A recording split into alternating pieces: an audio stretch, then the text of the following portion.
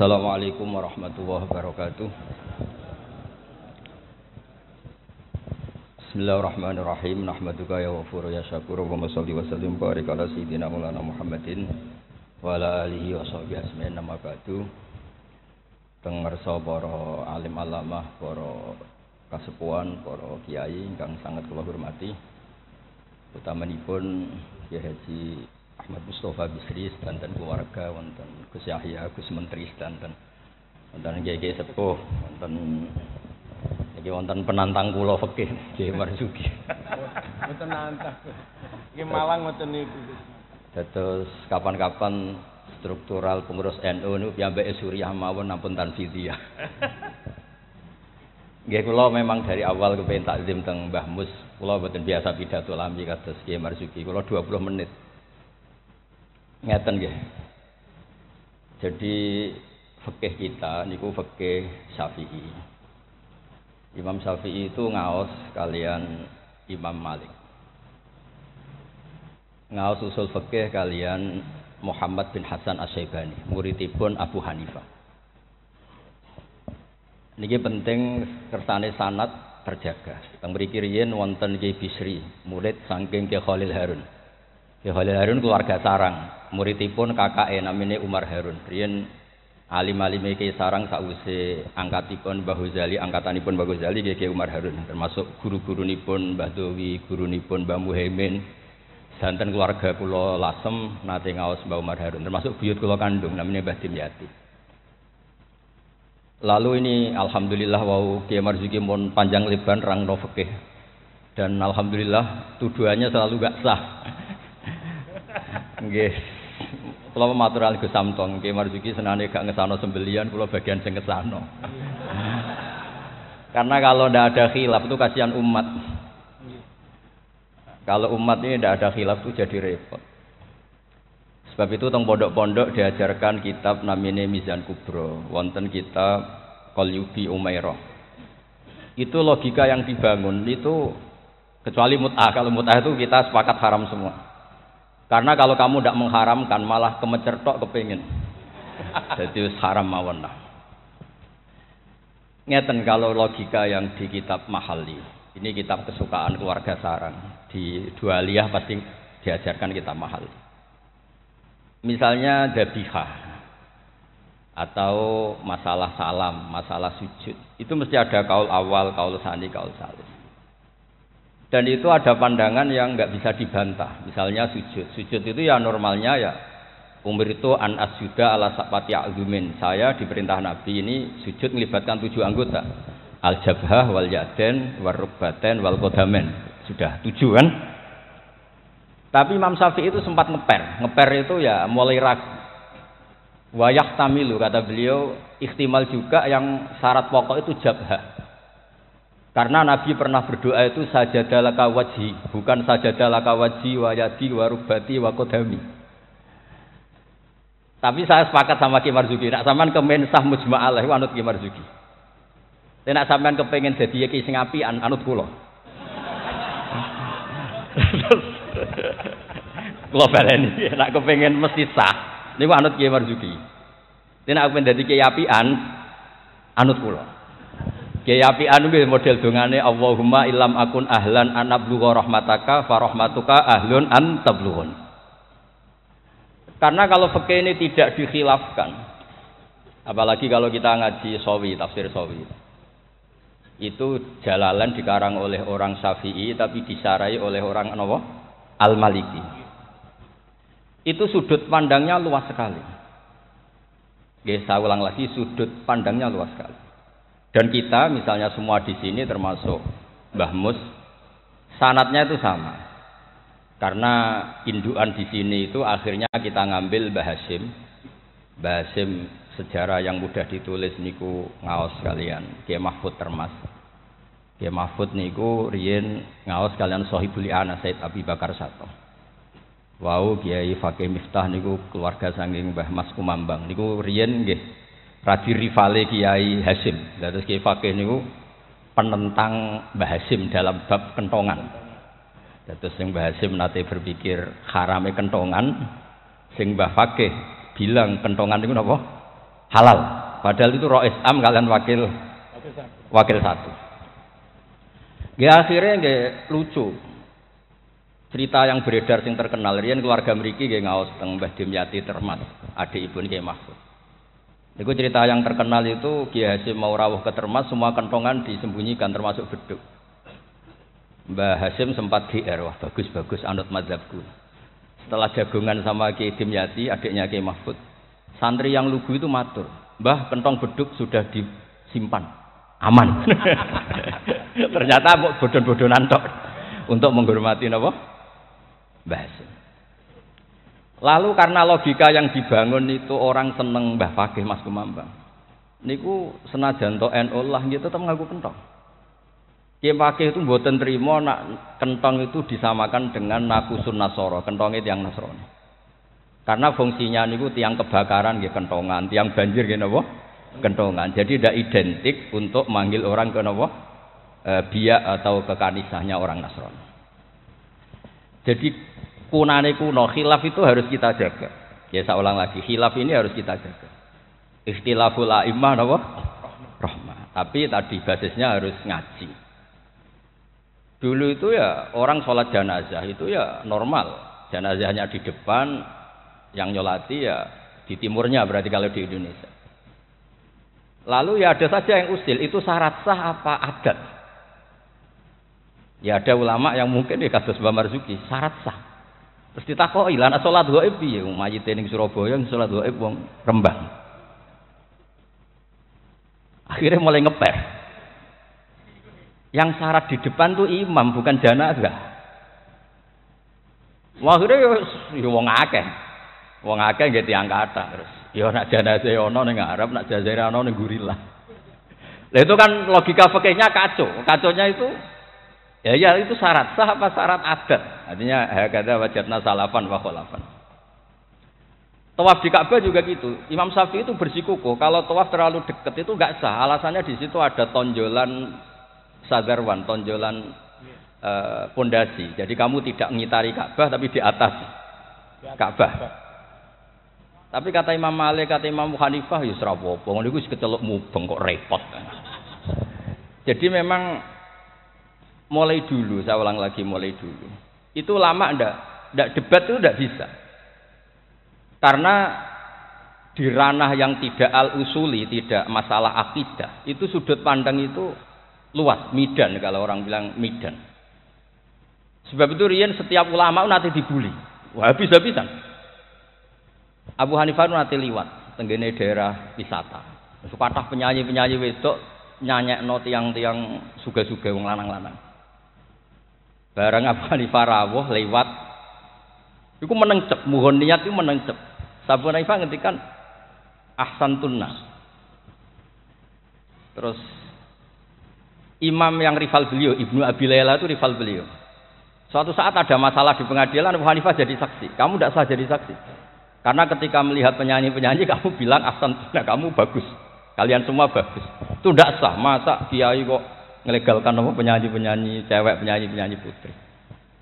Kata Abu Hanifah, saya bilang gitu itu ketika diam apa ketika nyanyi? Ketika diam. Lah ya maksud saya ya pas diam itu juga pas nyanyi. Jadi mulai dulu itu kiai itu dicari celah salahnya. Dan itu seni jadi kiai. Jadi kalau tidak ada orang yang menyalahkan itu mungkin nggih kirang cerdas. Karena kalau matur Gus Samtong, kowe kudu khilaf mbek Gus Ulil, soalnya mantu-mantu saingan lah. Saingan kerebut-kerebut warisan nopo lah pokoknya saingan. Ya maksudnya warisane kiai kan yo ilmu katanya. Karena kalau enggak saingan itu terus nopo gak mutu. Oh kan kula matur Gus Ulil, jenengan pun ngorek isya terus to, sekali-kali ngorek fikih. Nek ngorek isya kowe enak wayang bagi, nek fikih kan ya jibu alika. Jadi tersangka, baru kayak jadi tersangka itu terus kuat. Kula nu senengane maca fikih. Karena dengan baca fikih itu orang menjadi terkhitabi oleh Allah Taala. Nek sampean maca tasawuf untuk fasilitas, dosa gede di sepuro. Kowe dosa kaya apa delok raine Pak Marzuki sepuro, ora raine iku tasawuf. Fikih mboten. Oh, fikih niku ekstrem. Dunia ora iso diwaris durunge utang dibayar, termasuk utang haji ning Allah Taala. Wis pokoke ditersangkakan, tiang niku ditersangkakan. Ora kober. Benten nak ngaji tasawuf. Makanya terus kula niku nak sakniki kan tasawuf itu beredar di mana. Kula ora disusah. Iku golek parek pangeran apa golek terapi. Karena kula niku suwering, Gus kula nyuwun ngaji hikam. Takrib ya takrib. Mboten Gus hikam. Maksudnya piye karena terus ayem ngono kan dadi gampang kabeh. Nak fikih kados Pak Marzuki mau takbir diaudit. Opo wis salah. Lah tasawuf mboten guya-guyu eling pangeran wis koyo wali ngono penak. Fikih niku repot muni Allahu Akbar kepanjangan A niku nggih salah. Allahu Akbar itu salah, itu jadi istifham. Berarti maknanya apakah Allah itu maha besar. Tapi nak cara kula iku sing maknane istifham Pak Marzuki sing maca dhewe iku maksude ya Allahu Akbar Allah maha besar. Wong sing maca dhewe kok sing maknani. Jadi niki tapi kena mesti kepengin sahanut Pak Marzuki. Tapi wae nak kepengin dadi kiai apian anut kula. Kula niku saking senenge kalian umat Rasulullah sallallahu alaihi wasallam, saking senenge. Niku kitab mazhab apa saja kula waos. Untuk supaya wong Indonesia iku ya ana sae lah. Wong-wong dia ya darani ra salah niku nggih. Ana sae tak golek-golekno. Wes golek-golekno. Nanti mungkin Pak Marzuki nyari masalah warid sama maurud. Itu di antara kelebihan Imam Ghazali. Awal ngarang Ihya itu di bab Thaharah. Di bab Al-Muzal wal Muzalbah itu diantaranya beliau tidak membedakan antara air dikucurkan sama air nasis bena ijanatin biama wa bena iradil ma. Termasuk enggak bedakan masalah kulate. Sudah sadar termasuk. Karena yo repot. Terus mun maos lho. Terus kula niku alhamdulillah, kula niku diundang pengajian umum nak mboten wong sepuh ya mboten purun. Terus jangan berharap Gus Samtong, Gus Taqiyuddin bisa ngundang kula. Nate ngundang kula mboten purun. Mbak Mas Duki ampun kapundhut. Nah Mbah Mus mboten wani. Kula nu sing mboten wani nolak niku Khori Mbah Hamid, mergi Mbah Hamid itu misanane Mbah kula. Mbah Mus. Nek sing nom-nom ngundang niku nggih ra dikualat kira-kira. Mboten krana napa-napa, kula niku nyen kiye tenan, maksudnya mulang ngaji terus mboten. Nak Pak Marzuki ora petarung ya. Petarung ya, Ban. Wonten mawon korban ini wonten mawon sing mboten san mboten. Tapi itu saya lah, memang ilmu harus. Jadi kalau misalnya tawaf tadi. Tawaf itu banyak ulama yang mengatakan betul bimanzilati sholat, tapi ya ada ekstrim banget kayak sehingga Said Muhammad itu punya bab namanya tawaful haid. Tawaful haid, tawafnya orang yang haid. Padahal tawaf itu kan harus suci. Tapi masalahnya kadang pas dia haid, pas harus tawaf nopo? Ifadah. Itu banyak ulama yang mengatakan ya sudah tawaf saja. Tapi nunggu waktu yang mepet. Nah, karena mepet ini penting untuk ilah hadid darurat. Nah, ternyata beliau juga sudah baca, tapi beliau tadi gak mau cerita. Senengane ku delok wong wedok sing kata aurati lho, kok iso roh lho. Kula niku nggih suwae niki ngaji rilek mawon nggih. Kula pancen kula niku bapak kula niku sesine nggih Mbah Mus, bapak kula niku seneng guyon. Bapak kula pesen hak kena ngaji ku guyon. Wong ning omah wis mikir utang, mikir macam-macam. Lho bareng ngaji kok mbok teror gak sah niku. Sakake maksudnya niku. Rai-rai bingung niku kan pun kathah. Dadi ngaji ku guyon, santai mawon. Tapi mboten tasahul. Saya ulang lagi tidak tasahul. Ada dua orang itu sering naudzubillah ya, sering selingkuh, nakal lah. Ya nasabnya agak jelas namanya orang nakal. Ini cerita di kitab Mizan Kubra. Setelah dengar kabar orang itu sampailah datang ke Rasulullah. Ya Rasulullah kita berdua ini sudah nikah. Itu Nabi jawabnya itu qad kharaja min sifahin ila nikahin. Ini sudah keluar dari status perzinaan menuju napa? Nikah. Dan Nabi tidak bahas masa lalunya. Sehingga dalam tradisi Jawa itu di fikih wali itu anut Syafi'i, tapi orang ngungkit itu anut Hanafi. Maksudnya begini, produk putri yang tidak dari nikah sah itu kan tidak bisa intisab ke bapaknya. Jadi di bab ini anut Syafi'i, si bapak ilegal ini tidak sah jadi apa? Wali. Tapi mengapresiasi nikah, bagaimanapun itu cara keluar dari sifat, keluar dari status perzinahan. Satu-satunya cara misalnya gini, hari Ahad itu masih selingkuh, sekali malam Senin itu nikah, berarti status baiknya adalah qad kharaja min sifahin ila nikah. Jadi ilmu itu banyak dan sudut pandang itu banyak, karena ya tadi fikih itu masalah furu'iyah. Ada ulama yang agak kritis, tapi ya gimana gitu. Misalnya begini, pelanggaran tertentu itu sanksinya itqu raqabah, memerdekakan budak. Kalau tidak bisa lagi begini, terakhir puasa 2 bulan. Nah ulama ini ngerti si pelanggar ini raja kaya raya. Tujuan sanksi itu kan memperberat. Kalau disuruh merdekakan budak gampang sekali karena dia orang kaya, maka sanksinya langsung disuruh puasa 2 bulan.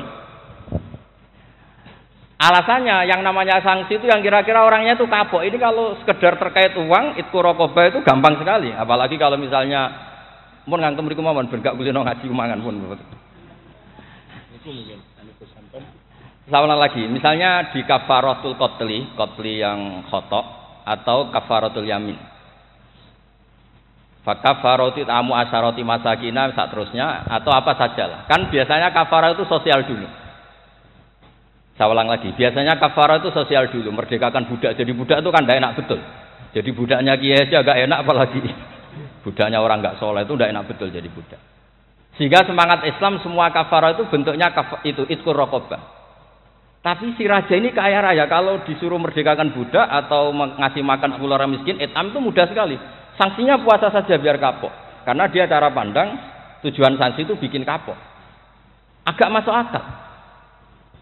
Tapi banyak ulama yang cara pandang ini ada jumlah muqtadidah sedikit. Saya dulu sering sowan Mbah Mus, yang paling saya kenang itu nasihat ini. Nak jare badolah, wong loro, nak rawali yo sering nyetel radio. Jadi pilih aja itu kalau instingnya tidak insting wali ya pengalaman, apa? Karena fatwa fikih itu butuh tajribah, butuh pengalaman. Begini, merdekakan budak itu bagus, menguntungkan yang dimerdekakan. Gak penting yang merdekakan ini mudah apa enggak. Semangat Islam itu menguntungkan orang lain ini tidak penting. Saya ulang lagi ya. Kalau ulama yang pertama tadi, ba'duhum itu, kalau disuruh merdekakan budak atau ngasih makan orang miskin kan mudah sekali bagi orang kaya raya. Sanksi yang berat dia disuruh apa? Puasa. Masuk akal dari segi pelanggar ini. Dari segi pelanggar ini. Tapi dari segi sosial, menguntungkan mana? Merdekakan budak apa puasa? Budak. Merdekakan budak. Lah sekarang Islam tuh lebih berkeinginan merdekakan budak apa berkeinginan ngasih sanksi orang ini?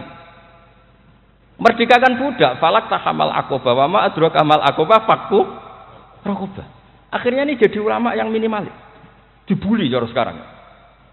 Makanya kata ulama yang wali, wis ora usah dipikir urutane ning Quran ngono ya ngono, ora usah dipikir. Ini jenis wali.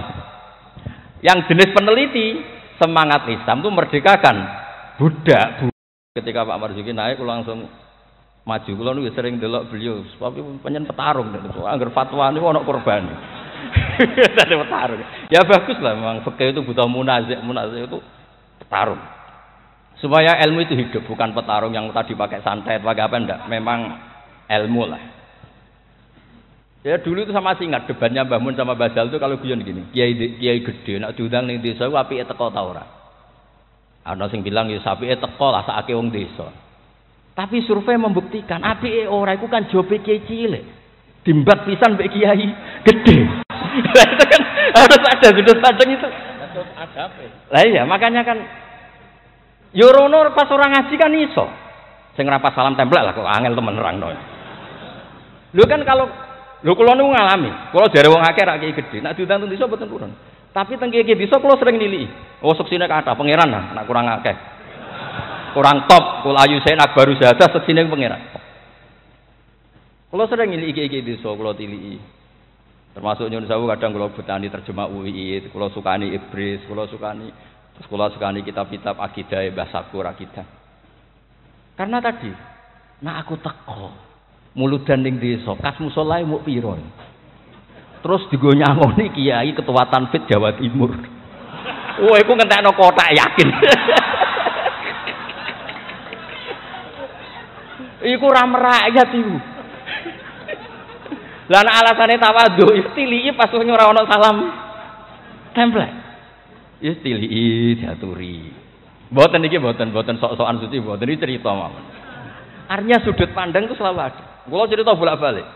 Kula nate diundang manakiban mboten teko. Tujuan kula lho kiai cilik mangan daging arang-arang salam aku teko. Tenan kula mboten teko, ketemu kiai sing teko. Matur nuwun Gus gak teko. Aduh aku gak lakon katanya. Aduh aku gak lakon. Loh kalau saya datang jatah saya ketemu sampel mesti teng kula.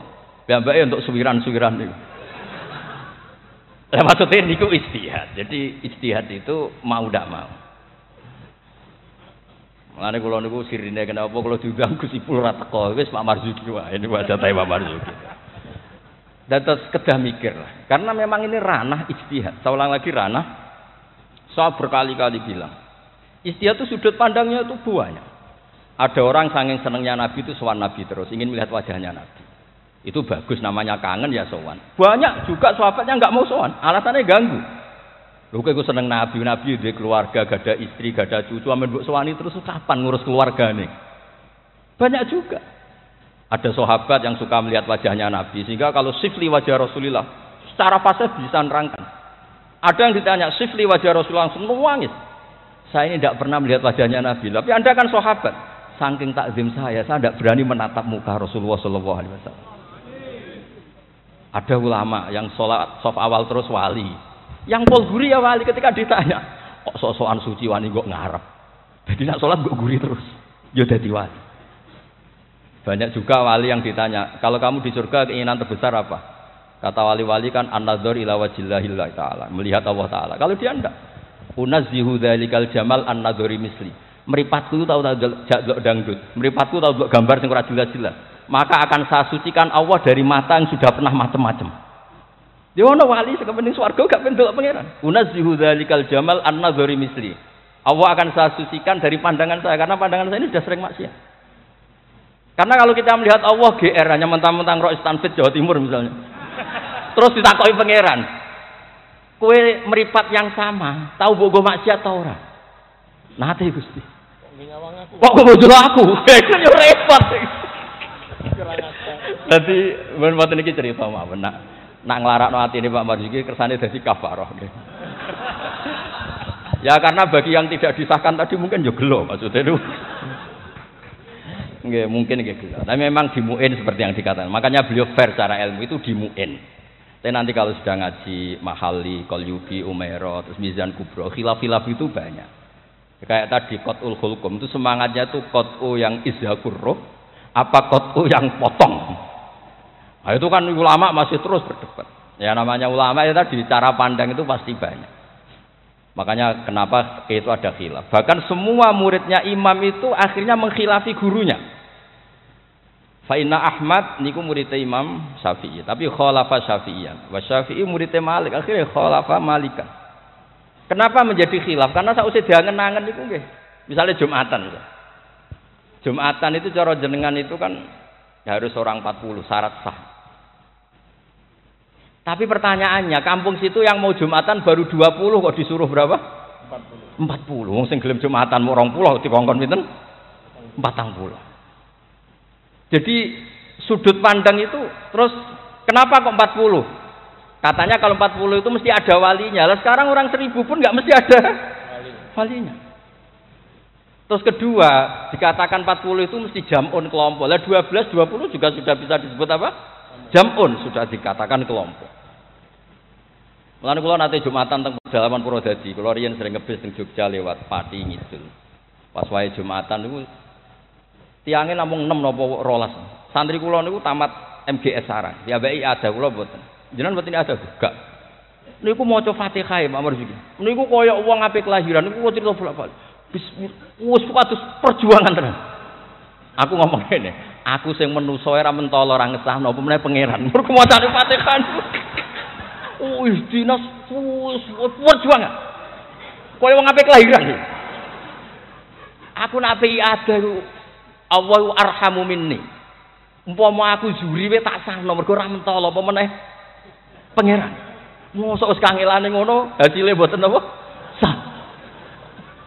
Mboten iki cerita mawon mengke penantang pakainya anak badhe ngendikan nggih monggo. Karena ini agak dolim saya, karena kan saya kedua. Tapi enggak apa-apa nanti Mbah Mus mesti pareng kok kalau jenengan bantah saya lagi enggak apa. Tapi kok ngarepe pangeran duet malah, dubat lagi nanti. Nah, debat malah ngarepe pangeran kadose menang kula karena kebetulan secara status niku wong sikit mai Quran, ahlul Quran, ahlu wa khosotu. Kayaknya saya agak spesial lah teng mriku. Terus ilmu itu harus tadi, saya ulang lagi. Karena kalau pertanyaan itu bisa mujab, bisa nafi. Saya ulang lagi, pertanyaan itu bisa mujab, bisa nafi. Misalnya begini Pak Marzuki, dibalik pertanyaannya. Wong sing isane salat muk ngono, iku apike salat apa ora salat? Dibalik pertanyaan. Ndak ini MC-nya maaf ya, nanti setelah ini Pak Marzuki lagi terus saya ndak akan bantah lagi. Karena saya ini wong legowo lah. Mbok beliau ngadili kayak apa saya insyaallah ya ndak mandi, enggak ngefek. Cara kula wong partai politik loyalis saya terlalu fanatik. Enggak ngefek. Pertanyaannya jadi balik. Dhisik ceritane Wali Songo iku salat sementing salat rubuh gedang lah. Ya saya ulang lagi, orang yang belum bisa salat sempurna iku apike salat apa mboten? Salat. Sekarang dibalik Pak Marzuki. Orang yang baca Fatihah ndak bener. Kita bisa mentakhrij, takhrij cari solusi. Anggap saja itu wiridan. Kalau Fatihah kan wajib pakai tajwid. Tapi kalau dianggap kalimah thayyibah, kan kalau orang enggak mau Fatihah kan penggantinya itu enggak niat maos Quran. Enggak niat maos Quran. Setuju nggih? Dihitung aurat mawon, pengganti Fatihah sehingga enggak harus pakai apa? Tajwid. Maksudnya boleh, kalau ini punya apian, mau tak golek-golek no.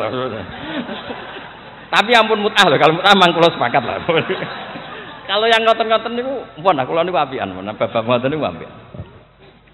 Kalau niku sinau niku tenanan, kalau nak sinau nganti nangis. Lho kalau niku nyon sewu ini buatan sombong. Saya itu di rumah, takokno tangga-tangga kula. Niku nak mangan nggih sithik, pakaian nggih sederhana. Kula niku isin sampeyan ketemu pangeran gara-gara kecelok wong alim salami templek diciumi tangan terus sampeyan nak takoki pangeran nang iku tok hasile. Kula niku gadah anak saking bapak. Bapak nanti dawuhi Pak Hamid Pasuruan. Kan Pak Hamid itu sepupunya mbah saya dari keluarga Lasem. Ketika beliau dihormati sedemikian rupa oleh banyak orang itu, lho cung aku saleh, nggo salehku dhewe ngadepi pangeran kok entuk donya iku hisabe rak repot. Makanya terus Pak Hamid ngomong ketika dhuwit wong dikekekno, ben hisabe ku ringan. Lah kula nggih ngoten sakniki ngalami wong hormat sedemikian hormat. Dadi kula niku bangun pondok iku ora niat pondok kula ben gedhe, ngirangi dosa. Mergo wong nyumbang yo rada kacau, nak 100 juta nggih pondok Gus, jenengan 1 juta. Cara 100 juta sing kula pribadi mungkin nggih polah mun nyimpen tiyang kathah wau cara bawor. Wong nyumbang yo rada suudon mek kiai kan niki 100 juta Pak Marzuki pondok nggih jenengan 1 juta. Cara diwalik nggih wau ngabsen rodo sing makmum wau cara beli. Jadi wong nyumbang itu alhamdulillah kok ora dinakalan niku. Lah akhirnya untuk mengkafaro itu ya kudu dibangun wong pesene kan nggih napa? Pondok. Jadi mulane sirrul ulama, rahasiane ulama itu bangun pondok pancen ngilangi dosa, pancen kan nganggo pondok. Lah nek simpen kan suatu saat kamu tergoda. Gua ayo apa-apa ya kan gitu. Nah, terus menyangkut tadi yang madhep ngalor tadi Pak Marzuki. Kita yang orang NU kan sering dikritik mereka bahwa Rasulullah itu idan sorofa min sholati itu akbala alina biwajhi. Memang akbala alina biwajhi. Jadi kalau versi mereka benar-benar menghadap ke timur. Terus kiai kita kompromi, ya suara madhep wetan tapi madhep ngalor. Ya resikonya tadi pelengahan tadi. Itu saya tahqiq baca di Fathul Bari di sarahnya Bukhari. Filosofi Nabi menghadap ke andekan di Indonesia ke timur. Kalau konteks Indonesia ke timur itu untuk memaklumatkan kalau sholatnya sudah selesai. Jadi sebetulnya itu bisa diganti gerakan apa saja yang memaklumatkan kalau sholat itu sudah apa?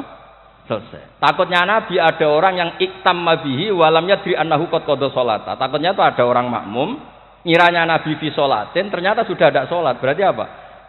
Makmum ini rabtu sholatihi biman laisa fi sholatin. Berarti makmum ini menggantungkan sholatnya sama orang yang sudah tidak sholat. Misalnya begini, andaikan Nabi tetap posisi tahiyat akhirah madhek ini.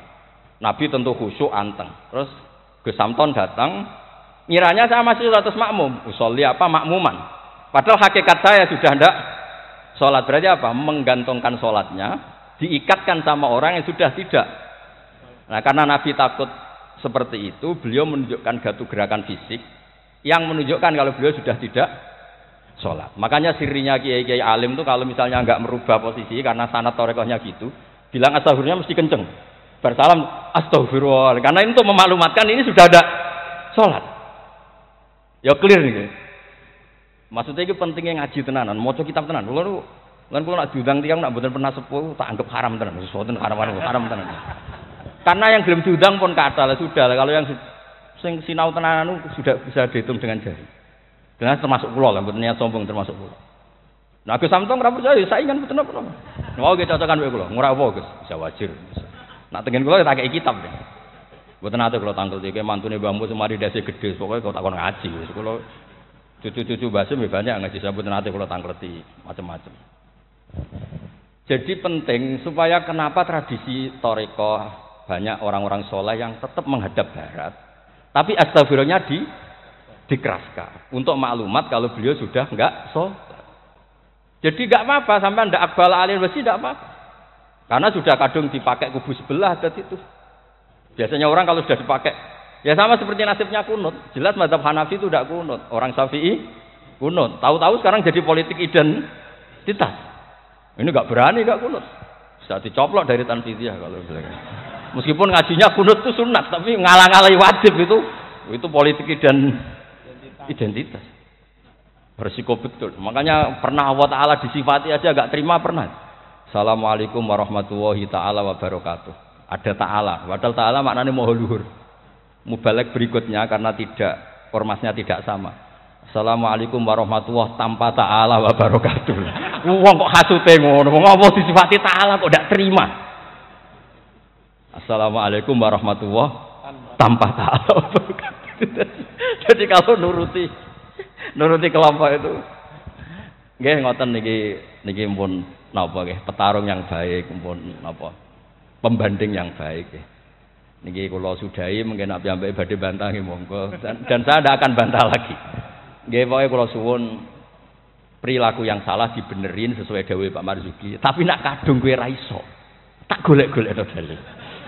Wes aku nak ketemu Nabi nu tiyang sae. Nabi nak ngendikan wong dosa ngene elek. Tapi Nabi yo ngendikan syafaati li ahlil kabair min mati. Yo nyalahno tapi nek kadung salah yo disafaati. Ora kadung salah dibles. Assalamualaikum warahmatullahi wabarakatuh.